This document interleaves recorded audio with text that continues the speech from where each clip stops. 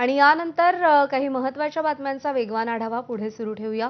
साताऱ्याच्या वाई तालुक्यात बावधन इथे आज प्रसिद्ध बगाड यात्रा आहे। यावर्षी विठ्ठल कदम बगाडाचे मानकरी महाराष्ट्रातून मोठ्या संख्येने भाविकांची बगाड यात्रेला उपस्थिती। 2010 ला नवस केला होता मी नवसाला 2013 पासून बसतोय। 2026 ला माझा नवस पूर्ण म्हणजे प्रसाद मिळालाय मला नवस पूर्ण होऊन। काय नवस? आमच्या मोठ्या बंधुरासाठी होता। मोठ्या बंधुराची तब्येत खराब झाली।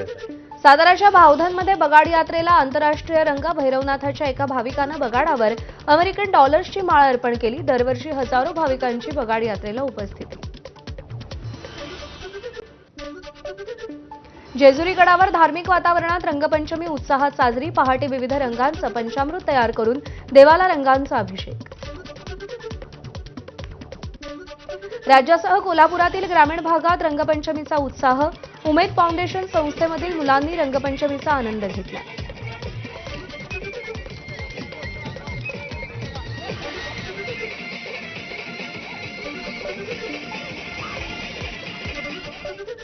धाराशिवमध्ये तुळजाभवानी मंदिरात रंगपंचमीचा उत्साह। देवीला रंग लावल्यानंतरच तुळजापुरात रंगोत्सव साजरा करण्याची परंपरा। पारंपरिक रूढी परंपरेनुसार नैसर्गिक रंगांची उधळण करत पुजाऱ्यांसह मंदिर प्रशासनाकडूनही रंगपंचमी साजरी।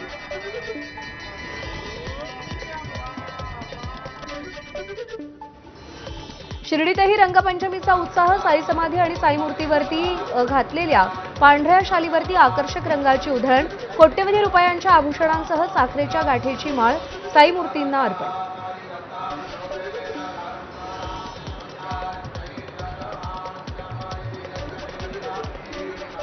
नाशिकमध्ये पेशवे काळापासून चालत आलेल्या रंगपंचमीचा मोठा उत्साह। ऐतिहासिक महत्त्व असलेल्या पेशवेकालीन दगडी रहाड सज्ज। नैसर्गिक रंग पाण्यामध्ये उकळवून रहाडीत रंग तयार करण्याचं काम सुरू। जुनं नाशिक पंचवटी भागात पेशवेकालीन दगडी रहाडीमध्ये विशेष तयारी। रंगपंचमी निमित्त पंढरपुरात तरुणाईचा तुफानी जल्लोष। माढ्याचे शरद पवारांच्या राष्ट्रवादीचे आमदार अभिजित पाटीलही सामील। विठ्ठलाच्या मूर्तीची पूजा करून रंगोत्सवाचा प्रारंभ।